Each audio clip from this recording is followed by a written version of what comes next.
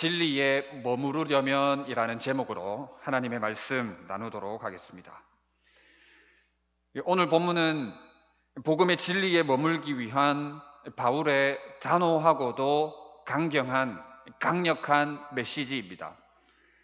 갈라디아 교회 성도들이 처음에는 잘했습니다. 처음에는 믿음에 굳게 서 있었습니다. 그런데 거짓 교사들의 잘못된 가르침 때문에 그만 복음의 진리에서 벗어나고 말았습니다. 그래서 바울은 앞서도 거짓 교사들을 향해 책망했지만 오늘 본문을 통해서 다시 한번 언급하고 있습니다. 오늘 본문을 통해서 복음의 진리에 머물기 위해 우리가 어떻게 해야 하는지 한번 살펴보도록 하겠습니다. 첫째, 복음의 진리에 머무르려면 적은 누룩을 조심해야 합니다. 여기서 적은 누룩은 거짓 교사들의 가르침을 의미합니다. 다시 말해서 바울은 미미하지만 거짓 교사들의 가르침을 조심하라고 이야기를 합니다. 바울이 거짓 교사들의 가르침을 누룩에 비유하는 이유는 누룩의 특징 때문입니다. 누룩은 빠른 번식을 상징하면서도 그 특유의 냄새 때문에 좋지 않은 이미지를 가지고 있습니다. 구약 성경에서도 누룩은 대체적으로 부정적으로 사용이 되었고 예수님도 누룩을 부정적으로 사용해 말씀하셨습니다. 마가복음 8장 15절에 보면 예수께서 경고하여 이르시되 삼가 바리새인들의 누룩과 헤롯의 누룩을 주의하라고 했습니다. 바울도 마찬가지로 고린도 교회 성도들을 향해서 괴악하고 악독한 누룩을 내버리고 순전함과 진실함이라는 누룩 없는 떡으로 유월절을 지키자고 했습니다. 이처럼 누룩은 부정적인 의미로 사용되었고 좋지 않은 이미지를 가지고 있습니다. 그래서 바울은 누룩을 소재로 삼아서 거짓 교사들의 위험성을 강조하고 있습니다. 거짓 교사들에 의해 전파되는 거짓 가르침이 누룩의 특성처럼 급속도로 퍼져서 전체 교회 공동체에 치명적인 영향력을 미칠 수 있기 때문에 누룩, 곧 거짓 교사들의 가르침을 조심하라고 이야기를 하는 것입니다. 자, 그러면 이제 누룩, 거짓 교사들의 가르침에 대해서 조심해야 하는 이유에 대해서 좀 더 구체적으로 살펴보도록 하겠습니다. 왜 우리가 적은 누룩을 조심해야 하는가? 첫 번째, 잘하던 사람도 잘못하는 사람으로 만들기 때문입니다. 7절에 너희가 다름질을 잘하더니 누가 너희를 막아 진리를 순종하지 못하게 하더냐 했습니다. 바울은 갈라디아 성도들이 지금까지 잘해오고 있었음을 칭찬합니다. 갈라디아 성도들은 바울로부터 복음을 들은 후에 신실하게 믿음을 잘 지켜오고 있었습니다. 그런데 누룩으로 인해 거짓 교사들 때문에 진리에 불순종하는 자들이 되고 말았던 것입니다. 진리를 순종하지 못하게 하더냐라는 말이 바로 이 말입니다. 순종의 사람에서 불순종의 사람으로 바뀌게 되고 말았던 것입니다. 바나바에게 있었던 일이 이것을 보여줍니다. 사도행전 11장 24절에서 바나바는 착한 사람이요 성령과 믿음이 충만한 사람이라고 했습니다. 분명히 바나바는 영적 관록이 있었던 사람이었습니다. 성령과 믿음이 충만한 사람이었습니다. 그래서 바나바로 인해 많은 무리들이 주께로 인도함을 받았습니다. 바나바는 바울과 함께 그 수많은 무리들을 가르쳤고 그들로 하여금 그리스도인이라 일컬음을 받도록 했습니다. 다시 말해서 영혼을 구원하여 제자 세우는 사역에 그 누구보다도 앞장섰던 성령과 믿음이 충만한 사람이었던 것입니다. 쉽게 말하자면 바나바는 신앙생활을 정말 잘했던 사람이었습니다. 믿음 생활, 신앙 생활을 그 누구보다도 잘하고 하나님의 말씀에 순종하는 본이 되는 지도자였던 것입니다. 그런데 이렇게 잘하던 바나바도 복음의 진리에서 벗어나는 행동을 하고 말았습니다. 갈라디아서 2장 13절에 보면 남은 유대인들도 그와 같이 외식함으로 바나바도 그들의 외식에 유혹되었느니라 했습니다. 베드로를 시작으로 함께한 유대인들의 외식하는 모습이 바나바를 유혹했습니다. 결국 바나바도 그들과 같이 외식하고 말았습니다. 다시 말해서 거짓 교사들을 따라서 복음의 진리에서 벗어나는 행동을 하고 말았습니다.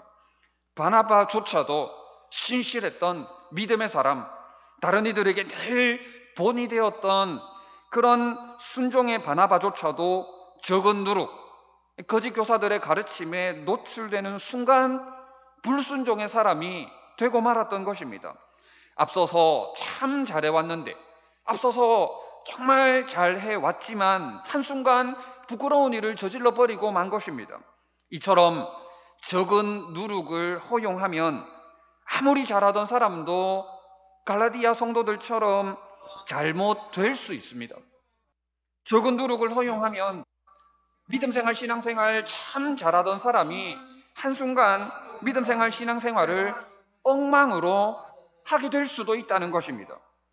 우리가 보기에 지난날 우리 교회 안에서 혹은 다른 곳에서라도 믿음생활, 신앙생활을 참 잘했던 그런 사람들이 있었을 것입니다.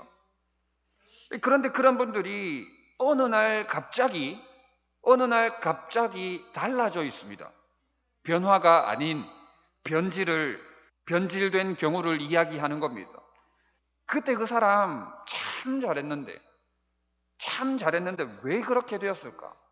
왜 신앙을 버리고 교회를 떠나게 되었을까 하는 의문을 가지곤 합니다. 적은 누룩을 허용했기 때문입니다. 적은 누룩을 때문입니다. 오늘날 우리에게 적은 누룩은 거짓 교사들의 가르침을 넘어서서 하나님과의 관계를 가로막는 모든 것이라고 이야기할 수 있습니다. 어떤 분들은 교회 지도자들의 실수에 큰 실망을 합니다. 교회 지도자들의 실수에 큰 실망을 하고는 교회의 걸음을 끊어버립니다. 보통 물질 문제나 성적인 문제일 것입니다. 이런 모습에 충격을 받는 것은 이해가 됩니다. 이해가 되지만 이런 것도 조심해야 합니다. 다시 말해서 이겨내야 합니다. 이 작은 것 하나가 하나님과의 나와의 관계에 나쁜 악영향을 미치지 않도록 조심해야 합니다. 내 마음을 지켜나가야 하는 것입니다. 신천지를 비롯한 이단의 가르침에 넘어가 교회의 발걸음을 끊어버리는 사람들도 있습니다. 이것도 극히 조심해야 할 부분입니다. 신천지의 경우를 보아 알듯이 수많은 교인들이 교회를 떠나는 일들이 있어 왔습니다.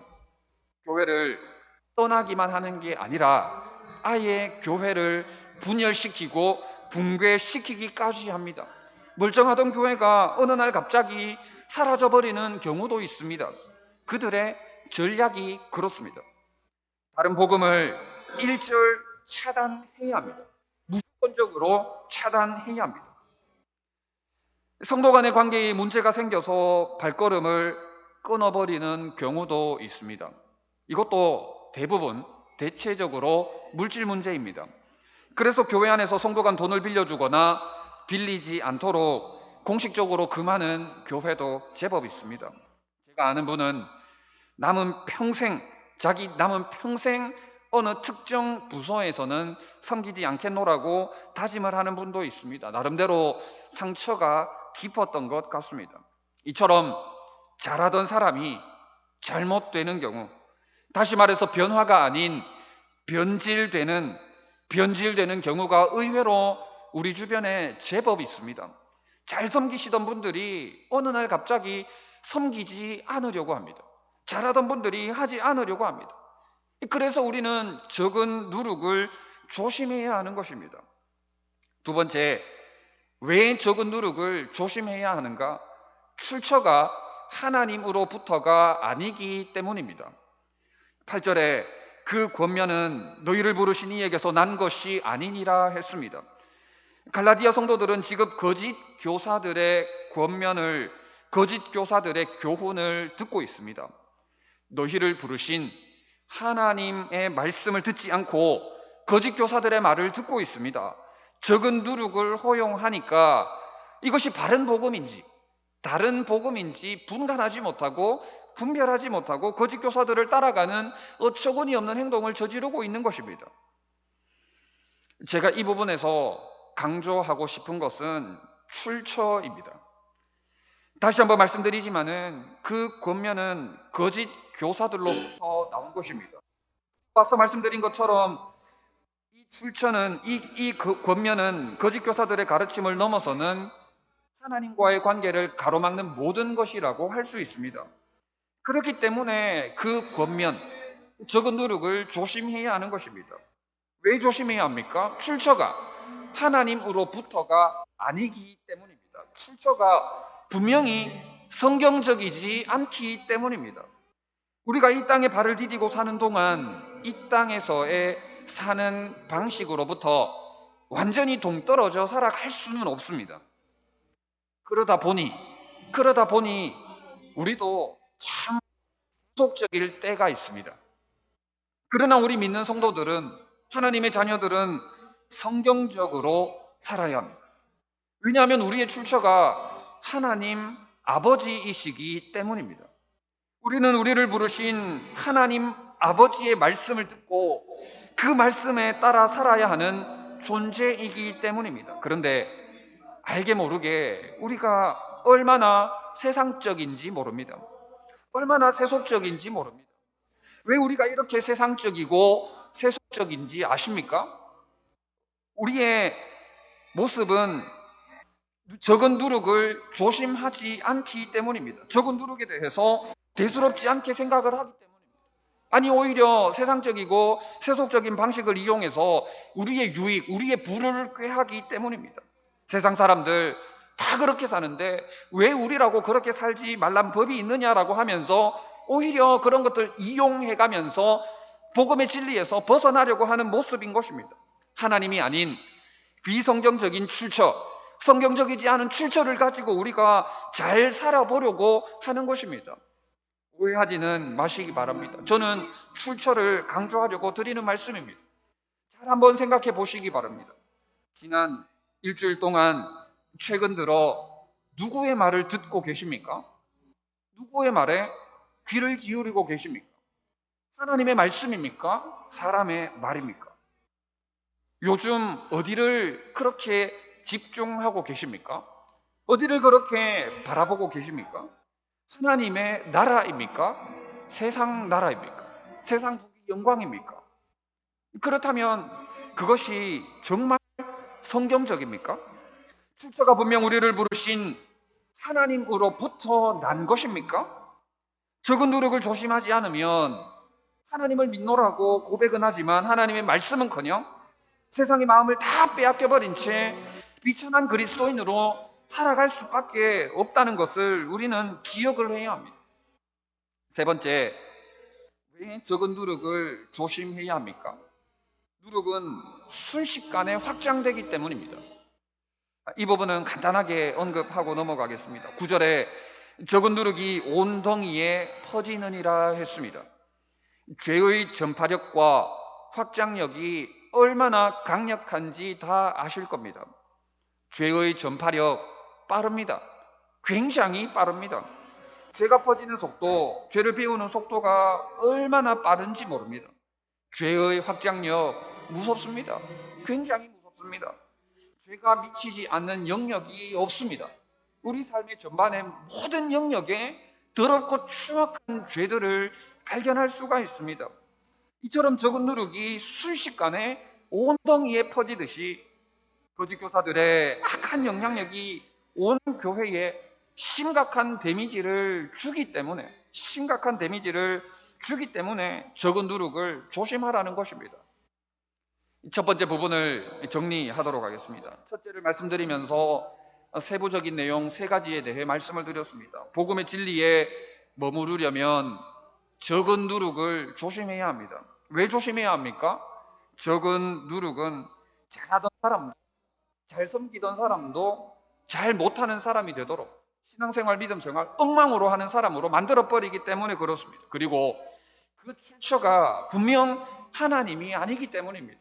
그 출처가 성경적이지 않기 때문입니다. 그리고 적은 누룩을 허용하는 순간 온덩이에 확장되기 때문에 그렇습니다.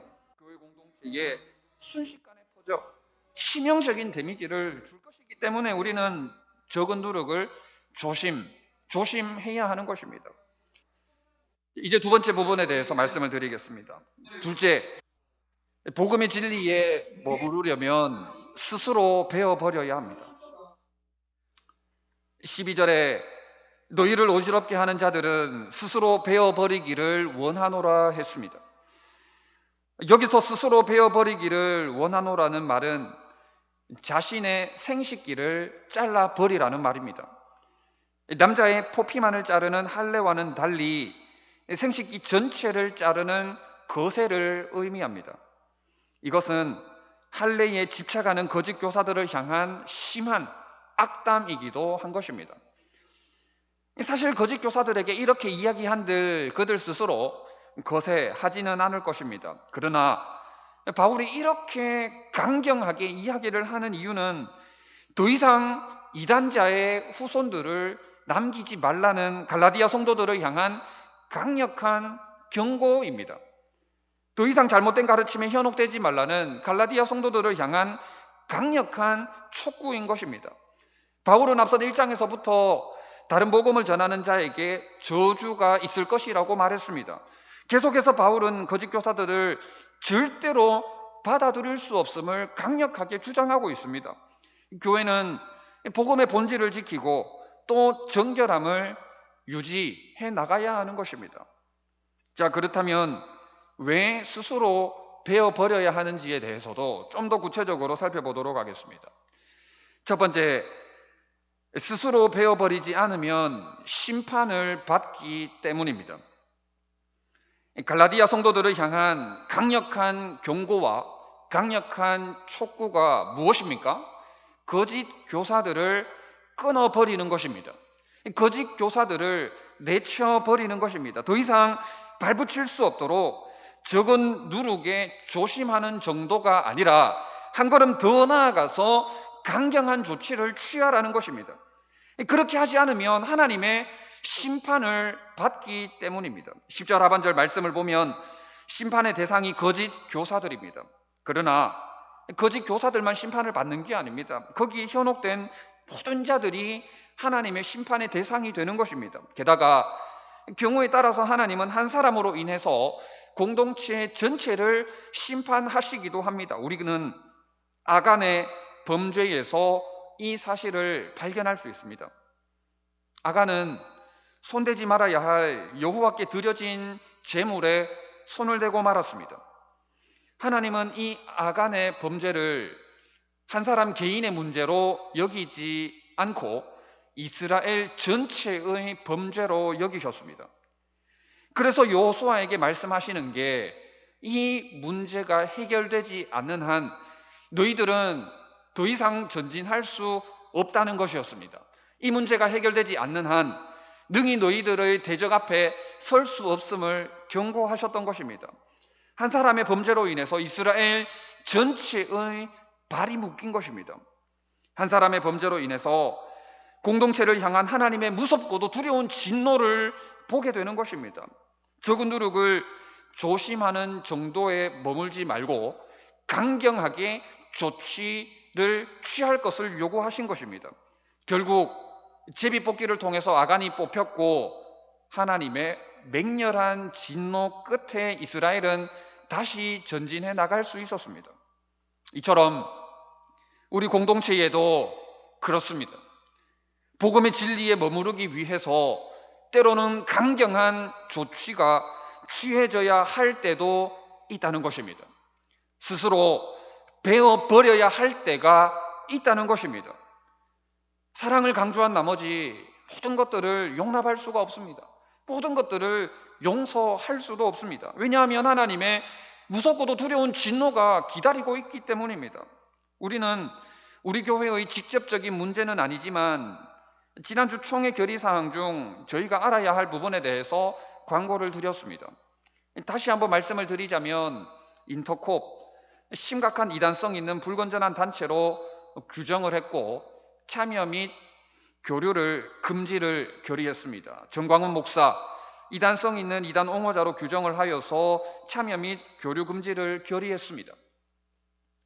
개인적으로 여러분들께서 인터콥이라는 단체와 또 정광훈 목사에 대해서 어떻게 생각하실는지 잘 모르겠지만 하나님께서 세우신 권위와 질서를 존중한다면 우리 교단에서 연구한 결과를 신뢰하고 믿음으로 받아들여서 이러한 부분에 대해서 확실히 끊어버릴 수 있어야 합니다.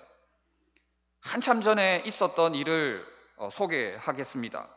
제가 청년 시절에 있었던 일인데 몇몇 청년들이 인터콥인지 제가 다른 선교단체인지 정확하게 기억은 안 납니다만은 몇몇 청년들이 그 단체에 다녀와서 큰 은혜와 도전을 받았던 일이 있었습니다. 그래서 교회에 와서 그 받은 은혜와 도전을 나누었습니다. 자, 그러면서 자연스럽게 몇몇 청년들이 도전을 받게 되고 그 단체에 들어가서 같이 예배를 드리며 훈련을 받는 일이 생기게 되었습니다. 그렇게 세월이 지나면서 교회에 대해서 이러쿵 저러쿵 이야기를 하는데 이건 이래야 되고 저건 저래야 된다면서 교회의 가르침과는 비슷하면서도 다른 이야기들을 늘어놓기 시작했습니다. 저는 조금 그런 이야기들이 불편했습니다. 그런데 제가 자세히 알지도 못하는 부분이었기 때문에 그렇게 깊이 신경을 쓰진 않았습니다. 그런데 시간이 흘러 결국 이 이야기가 담임 목사님에게까지 들어가게 되었습니다. 담임 목사님은 그 단체에 깊이 연관되어 있는 청년들을 불렀습니다. 그러고는 교회를 선택하든지 아니면 아예 그 단체로 가버리든지 둘 중 하나를 선택하라고 단호하게 말씀하셨습니다. 결국 그 청년들은 교회를 선택했습니다. 교회를 선택해서 지금도 믿음생활, 신앙생활을 잘 하고 있습니다. 살다 보면 정 때문에 마음이 약해서 단호하게 대처하지 못하는 경우가 있습니다. 생각을 해보면 참 불쌍하고 또 가련하게 여겨져서 강경하게 대처하지 못하고 용서하고 봐주는 그런 경우가 있습니다. 그런데 그렇게 하면 어떻습니까? 봐주고 또 봐주었더니 어떻게 되던가요? 좋은 결과를 만들어낼 수도 있는데 웬만하면 어지간해서는 좋은 결과를 만들기보다는 또다시 죄를 짓는 경우가 많습니다. 잠언 22장 15절에 아이의 마음에는 미련한 것이 얽혔으나 징계하는 채찍이 이를 멀리 쫓아내리라 했습니다. 아이의 마음만 그런 게 아니라 우리 모두에게는 미련한 것이 얽혀 있습니다. 우리 모두에게 미련한 것이 얽혀 있기 때문에 때로는 단호한 징계하는 채찍이 필요할 때도 있는 것입니다. 심판을 피하기 위해서 그렇게 해야 할 뿐만 아니라 그렇게 끊어내야 하나님의 심판을 면하게 되는 것입니다. 두 번째, 스스로 베어버리지 않으면 십자가가 걸림돌이 되기 때문입니다. 이건 거짓 교사들, 곧 갈라디아 성도들을 현혹하는 유대주의자들이 그랬다는 것입니다. 거짓 교사들, 곧 유대인들에게는 십자가가 걸림돌이 되었습니다. 자신들이 가르치는 것과 반대가 되었기 때문입니다. 자신들이 가르치는 것과 전혀 맞지 않았기 때문입니다. 갈라디아서 전체를 통해서 거짓 교사들이 주장하는 핵심은 바로 할례입니다. 그리스도의 십자가만으로 구원이 충분히 이루어질 수 없다는 것이 그들의 주장입니다. 그래서 할례가 반드시 필요하다는 것입니다. 다시 말해서 할례는 인간적인 방법으로 구원을 이룰 수 있다는 생각입니다. 노력으로 구원을 이룰 수 있다는 교만 그 자체입니다. 그러나 바울은 결코 그렇게 이야기하지 않습니다. 바울은 그리스도의 십자가만이 우리를 구원하는 유일한 구원의 길이라고 이야기합니다. 다시 말해서 인간적인 방법으로는 결코 이룰 수 없고 오직 은혜로서만 가능하다는 것입니다. 전적인 하나님의 은혜로서만 가능하다는 것입니다. 그렇다면 이 싸움은 무엇을 베어버리기 위한 싸움입니까?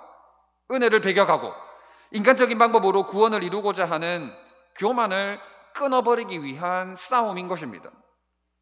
우리 그리스도인들의 삶은 처음부터 끝까지 은혜입니다. 처음부터 끝까지 은혜로 이루어진다는 사실을 잊어버리면 안 됩니다. 그런데 우리 잠재의식 가운데 은혜보다는 인간적인 방법, 인간적인 노력으로 하나님께 보상을 받으려고 하는 그런 생각을 가지신 분들이 의외로 많이 있습니다. 내가 기도했으니까, 내가 새벽 기도했으니까 하나님께서 응답하셔야 된다. 내가 밤을 새면서 하나님께 매달렸으니 하나님께서 내게 복을 내려 주셔야 된다라는 생각을 가지신 분들이 의외로 제법 있습니다. 일명 자판기식 기독교, 자판기식 신앙으로 신앙생활을 하시는 분들이 있다는 것입니다. 동전을 넣고 버튼을 누르면 커피가 나와야 되듯이 기도하면 하나님께서 그렇게 응답을 하셔야 된다고 생각을 하는 것입니다. 이것은 할례를 통해 구원을 이루고자 하는 거짓 교사들의 생각과 별반 다르지 않습니다. 그들의 생각과 거의 같습니다. 인간적인 방법으로 하나님의 마음을 움직일 수 있다는, 인간적인 노력으로 하나님께 응답을 얻을 수 있다는 교만 그 자체인 것입니다. 이러니까 십자가가 걸림돌이 됩니다. 이런 생각으로 믿음생활, 신앙생활을 하고 있으니 하나님의 은혜가 걸림돌이 되고 마는 것입니다. 기도든 다른 무엇이든 내가 무엇을 했으니 받을 자격이 있다라는 생각을 결코 하면 안 됩니다. 그러면 안 됩니다. 우리는 그 어떠한 일에 대해서도 권리가 없습니다. 물론 하나님은 성경 곳곳에서 보상에 대한 말씀을 하고 계십니다. 예수님께서도 여러 번 그렇게 말씀을 하셨습니다. 그런데 우리가 기억해야 할 것은 그 보상조차도 전적인 은혜로 주어진다는 것입니다. 사실 주님께서 우리에게 주셔야 될 의무가 있습니까? 그렇지 않습니다. 내가 받을 보상을 내가 결정할 수 있다고 생각한다면 이것은 완전히 하나님을 오해하는 것입니다. 다시 한번 말씀드리지만 우리 그리스도인들의 삶은 처음부터 끝까지 은혜입니다. 은혜의 원리로 우리는 살아가는 것입니다. 그런데 십자가에 엎드리지 않으니까, 은혜를 모르고 은혜에 맡기지 않으니까 신앙생활을 하면 할수록 걸림돌을 하나하나씩 만들어내는 것입니다. 없던 걸림돌도 만들어내는 것입니다. 여러분, 다음 세대들이 믿음으로 차고 올라오는 것을 바라고 기대하고 계실 겁니다. 그렇게 돼야 하고 그것이 은혜입니다. 그런데 막상 다음 세대들이 올라와서 내 자리를 대신하는 모습을 볼 때 우리의 마음이 어떻습니까? 눈이 요동칩니다. 눈이 요동치고 또 심장이 벌렁벌렁거립니다. 쓸모없는 뒷방 늙은이가 된 것 같아서 몹시 우울해하는 분들도 있을 것입니다. 불안합니다. 그래서 머리로는, 지식적으로는 다음 세대들에 대해 걱정을 하지만 마음으로는 다음 세대들에 대해서 신경을 쓰지 않습니다. 어쨌든지 내 때에, 어쨌든지 내가 힘을 가지고 있는 이때 모든 것을 이루어야 한다는 생각에 사로잡혀 사는 것입니다.